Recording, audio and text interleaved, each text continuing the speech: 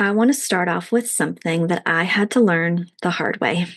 And you can build a successful practice and still feel like your life doesn't really fit inside of it.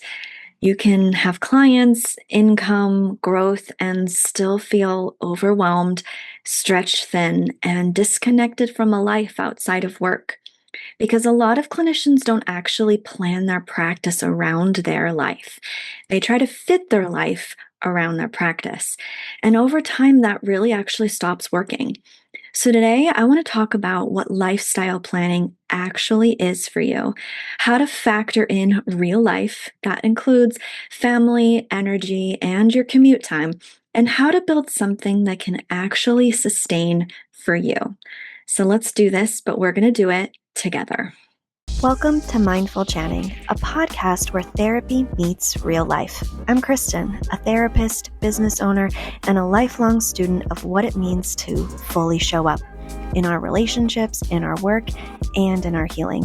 Here, we unpack mental health concepts, explore mindfulness tools, and talk through the messy, beautiful, in-between moments that shape us. Whether you're a fellow clinician, a curious listener, or someone navigating your own growth, this space is for you. Let's chat. Now, let's be honest, you're not just a therapist. You're also maybe a parent or a partner, a student, or now a business owner, and kind of a human being. And each role takes a lot of time, a lot of energy, and a lot of your attention.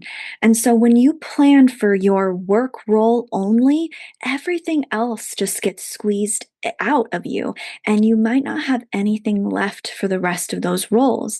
And let's be honest, you wouldn't be in private practice if those roles weren't a value of yours, weren't important. So don't you want enough tension and time and energy to build towards those roles too? So here's the thing is you can technically fit a lot in a day. I know, I've tried. And that doesn't mean that you can sustain it though. So I want you to think about your schedule. I want you to think about your commute, your morning routines, your evenings, your energy dips throughout the day, and even your recovery time. Because two people with the same schedule can have completely different experiences of that schedule. Now, I want you to think about this big thing, and most people ignore it. You're driving. It sounds weird, but your commute is basically transitioning between your roles. It's also preparing you mentally from shifting from one role to another. And that's all energy that's taken from you. So when you plan your day, you're not just planning your sessions, you're planning transitions. And if you don't account for that within your schedule, you'll feel constantly behind and rushing and not actually mentally shifting appropriately, efficiently, and effectively. And you'll feel depleted and burnt out by the end of your day. If you're listening to this and thinking, this is exactly what I struggle with, I want you to know that I built something specifically for you. The EF, or Executive Functioning Activation course, walks you through why task initiation feels so hard with your ADHD and how to actually get yourself moving without shame, pressure, or burnout. It's short, practical, and designed for ADHD brains, not productivity culture. If starting is your biggest barrier, this course gives you structure, language, and tools that actually work for you. You'll find the link in the show notes. The goal is not how much can I fit into my schedule.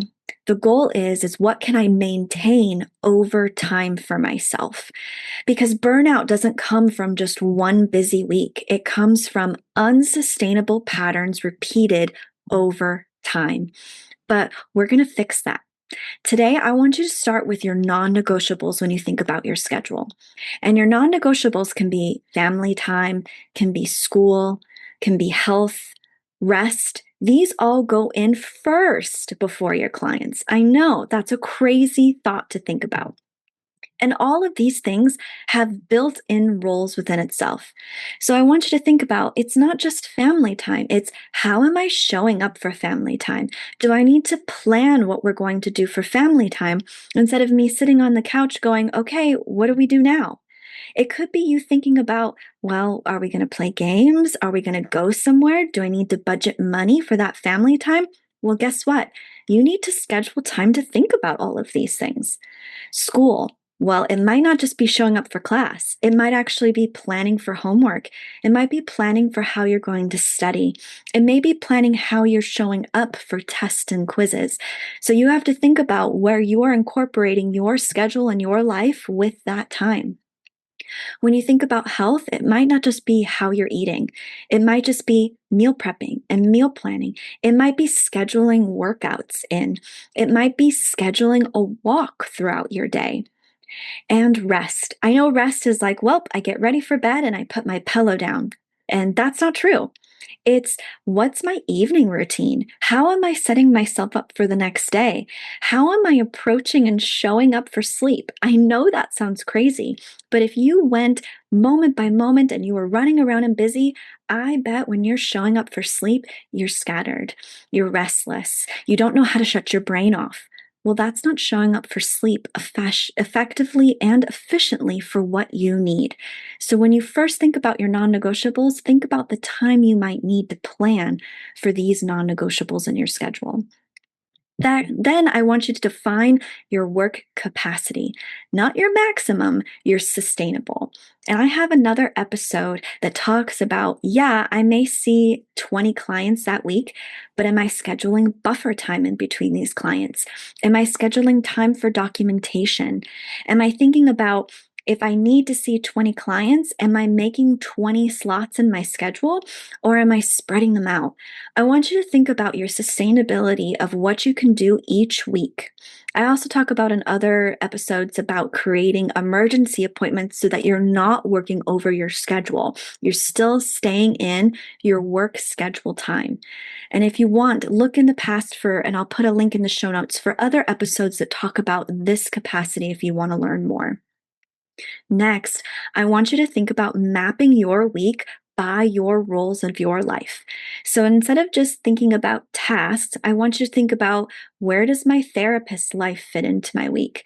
Where does my parent life fit into my week?